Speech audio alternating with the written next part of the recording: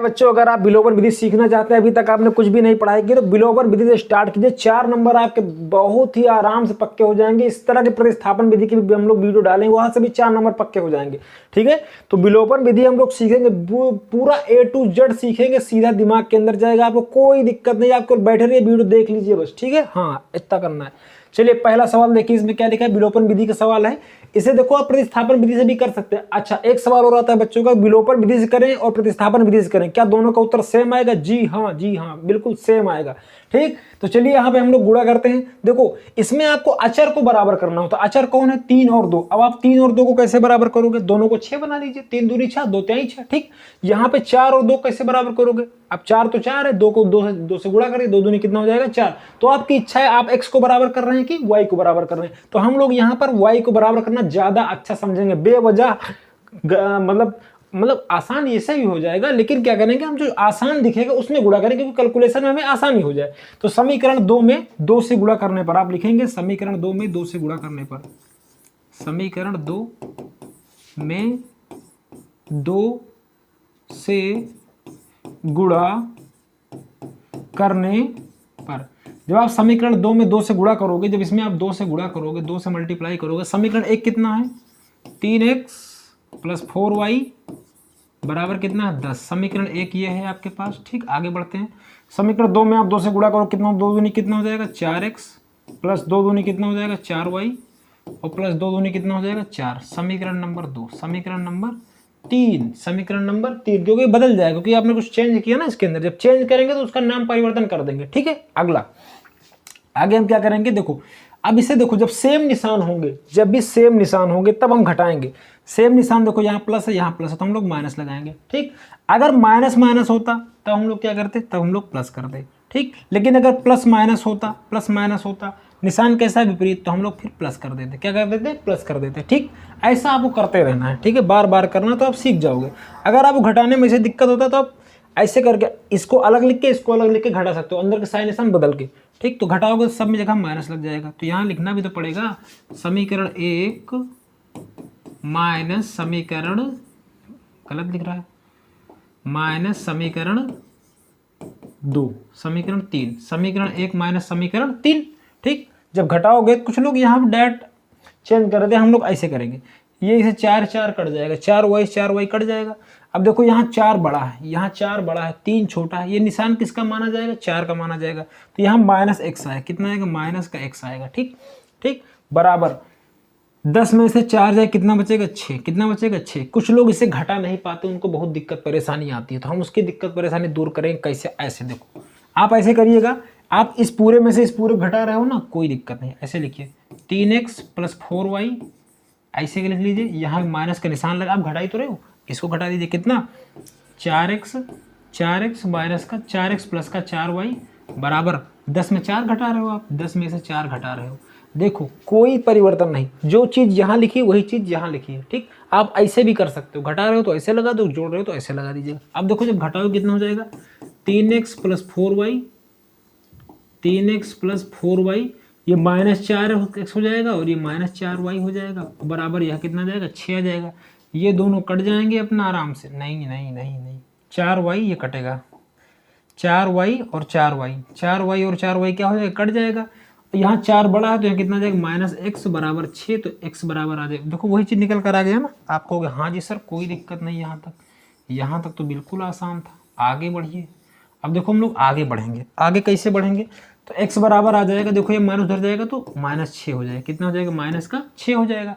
अब आप 6 को कहीं भी रख दो, संसार के किसी भी समीकरण में जो इन तीनों में उपलब्ध है, 1 2 3 किसी में रख दो। तो हम लोग चलो इसको थोड़ा सा मूव करते हैं, इधर आ जा, इधर इधर इधर इधर। ठीक है, यहाँ तक दिखाई पड़ रहा है, कोई दिक्कत नहीं। ठीक, अब x का मान -6 किसी भी समीकरण में रखो, 1 में रखो, 2 में रखो, या फिर इसमें 3 नंबर भी रख सकते हो, यहाँ पे भी रख सकते हो। ठीक है, तो चलो हम लोग रखते हैं, हम लोग समीकरण 1 में रख देते हैं, x बराबर -6, समीकरण 2 में रख दें। चलो 2 में रखने पर तुम्हारी अंतरात्मा की आवाज़ यहाँ सुनाई दे रही है, तुमने बोला था ना 2, तो 2 में रख दिए, हमें पता है बच्चा। अब देखो यहाँ पे कितना करना है? 2x प्लस 2y बराबर 2। कुछ लोग कहेंगे 2 कामा लेके काट दे, काट सकते हो, कोई दिक्कत नहीं। एक्स के यहाँ रखो 2 गुणे माइनस का 6 प्लस 2y बराबर कितना हो जाएगा 2। 6 दूनी कितना हो जाएगा 12 और प्लस कितना हो जाएगा 2y बराबर कितना हो जाएगा 2। ये 12 माइनस का उधर जाएगा तो प्लस का हो जाएगा, तो 2y बराबर कितना हो जाएगा 2 प्लस 12, 2 प्लस 12 तो कितना हो जाएगा 2y बराबर 12 तो कितना हो जाएगा 14। तो y का मान कितना आ जाएगा 7, y का मान कितना आ जाएगा 7।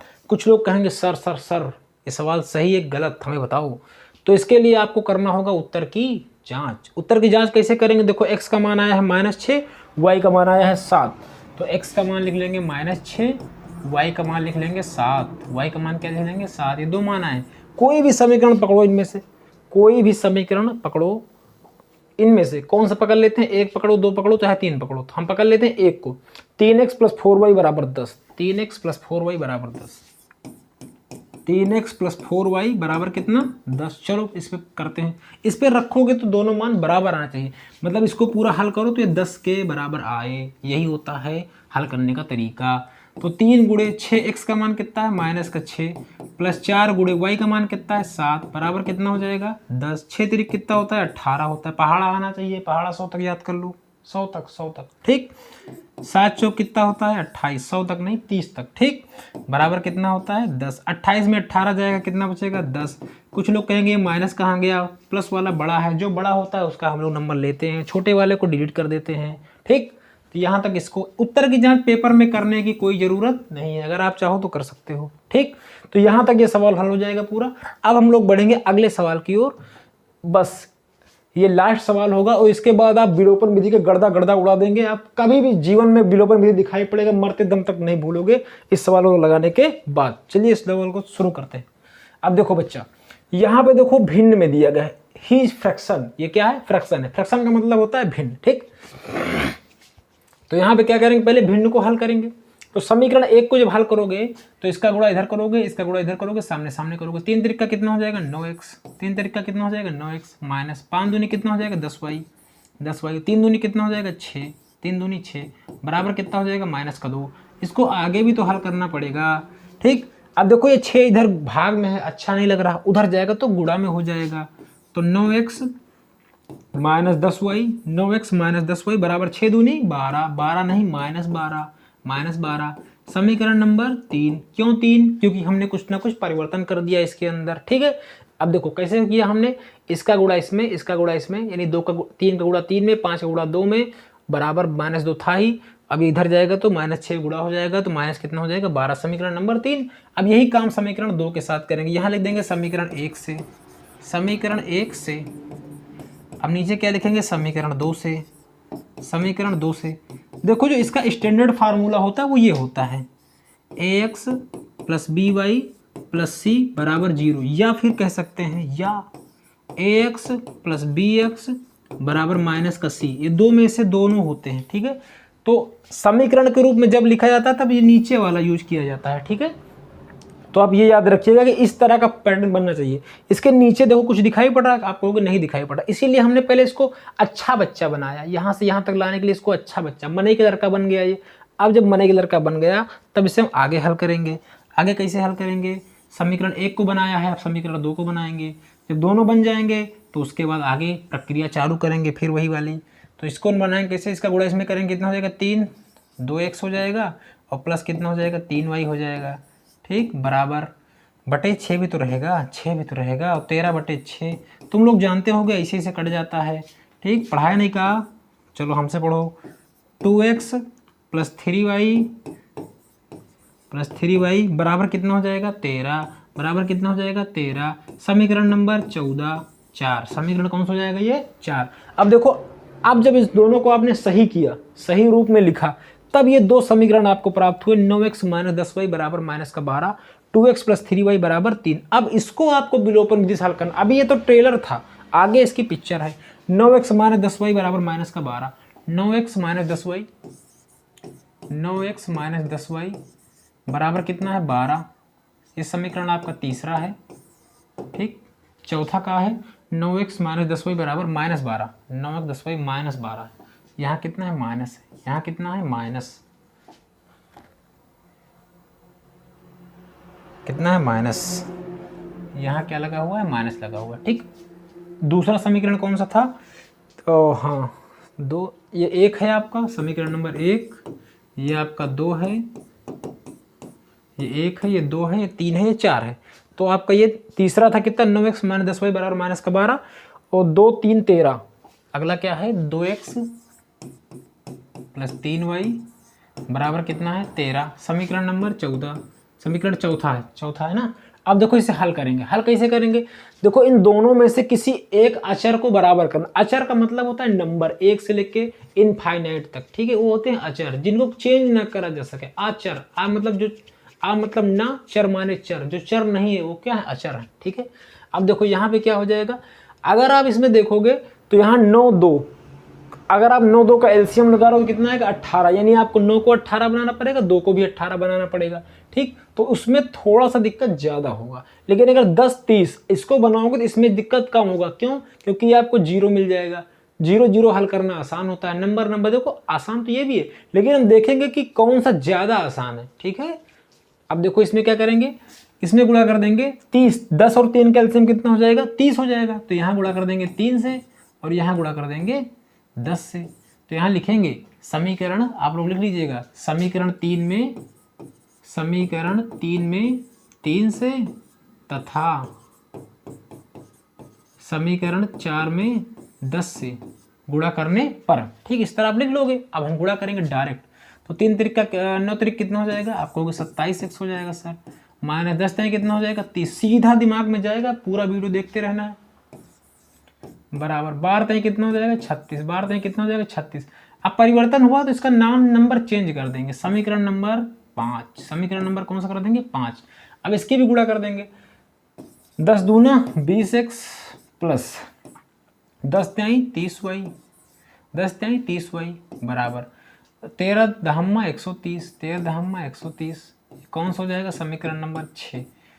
देखो समीकरण कितने बन जाए उससे कोई प्रभाव नहीं पड़ता, सवाल सही आना चाहिए बस। ठीक, अब देखो यहाँ प्लस का निशान है, यहाँ माइनस का निशान है, जब अलग अलग निशान होंगे तब हम लोग जोड़ेंगे, जब अलग अलग निशान होंगे तो जोड़ेंगे, सेम निशान होंगे तो घटाएंगे, ये बात याद रखिएगा। तो यहाँ जोड़ेंगे तो प्लस प्लस और यहाँ भी प्लस, ये कितना हो जाएगा 27 और 20 कितना हो जाएगा ये 47, 47 कितना हो जाएगा 47, ये तो पूरा कट जाएगा है ना, बराबर बराबर। ये प्लस वाला बड़ा है तो नंबर प्लस का आएगा लेकिन घट जाएगा, 130 में से 36 जाएगा तो कितना आएगा 94, 130 में 36 30 गया तो 100 हो गया और 6 और जाएगा तो 94 हो जाएगा, कितना हो जाएगा 94, कितना हो जाएगा 94 हो जाएगा, कितना हो जाएगा 94 हो जाएगा। ठीक, 94 कितना हो जाएगा ये 94 हो जाएगा। ठीक, यहाँ तक किसी कोई दिक्कत। अब देखो ये गुणा में उधर जाएगा तो भाग में हो जाएगा, तो x बराबर 94 बटे 47 अब आपको 47 का पहाड़ा आता होना चाहिए, कितने बार जाएगा 2 बार आएगा, 47 इंटू 2 कितना होता है 94। ठीक है, देखो 40 दूना 80, 7 दूनी 14, 80 प्लस 14 कितना होता है आपको पता है कितना होता है, तो x बराबर कितना आ जाएगा 2, x बराबर कितना आ गया 2। अब x का मान चाहे आप जिस समीकरण में रखो, 6 समीकरण निकाले ना, चाहे जहां रखो आपकी मर्जी, लेकिन आप देखो आसान कहां से होगा, आसान कहां से होगा, आप इससे निकाल लीजिए समीकरण 3 से। किससे निकाल लीजिए समीकरण 3 से, समीकरण 3 से मूव उधर चल जाओ। ठीक, समीकरण 3 से आप निकाल लीजिए, तो यहां पे लिखोगे x बराबर 3, समीकरण 3 में रखने पर, 3 में रखोगे तो कितना हो जाएगा ये 9x माइनस 10y बराबर माइनस का 12। चलो x का मान रखते हैं, तो 9 गुणे कितना हो जाएगा 2, 9 गुणे 2 10 गुणे y बराबर कितना हो जाएगा माइनस का 12, 9 दूनी कितना हो जाएगा 18 माइनस 10y बराबर कितना हो जाएगा माइनस का 12। ठीक, ये उधर जाएगा तो माइनस हो जाएगा, तो माइनस 10y, ये मतलब 18 उधर जाएगा तो माइनस हो जाएगा, तो माइनस 12 और माइनस 18, माइनस 12 और माइनस 18, तो माइनस 10y बराबर ये 20 ये 30, माइनस कितना हो जाएगा 30, ये माइनस से माइनस कट जाएगा तो y बराबर कितना आ जाएगा 30 बटे 10, 30 बटे 10, तो y का मान कितना आ जाएगा 3, y का मान कितना आ जाएगा 3 आ जाएगा, y का मान कितना आ जाएगा 3 आ जाएगा। अब कुछ लोग कहेंगे चेक करो, उत्तर की जांच चेक करो। अब देखो चेक करने का प्रयास करते हैं हम लोग। आपका सवाल हल हो गया, लेकिन हम उत्तर की जांच भी करेंगे, ठीक है। देखो ध्यान से, इसी में रख देते हैं 2 में। 2 में रखना सबसे ज़्यादा ईजी है, क्योंकि 2 3 से गुणा करना, काम खत्म कर देते हैं। एक्स की जगह कितना रखना है 2, तो 2 गुणे एक्स का मान कितना है 2 है, कोई दिक्कत नहीं, प्लस 3 गुणे वाई का मान कितना है 3, वाई का मान रख देते हैं 3, बराबर कितना आना चाहिए 13, बराबर कितना 13। सबसे गधा बच्चा भी जानता है कि 3 तिरिका कितना होता है 9, 3 तिरिका कितना होता है 9, 2 दूनी कितना होता है 4, और 9 4 कितना होता है 13। यानी हमारा उत्तर क्या है, बिल्कुल 100% सही है। ठीक, हमारा उत्तर क्या है, सही है।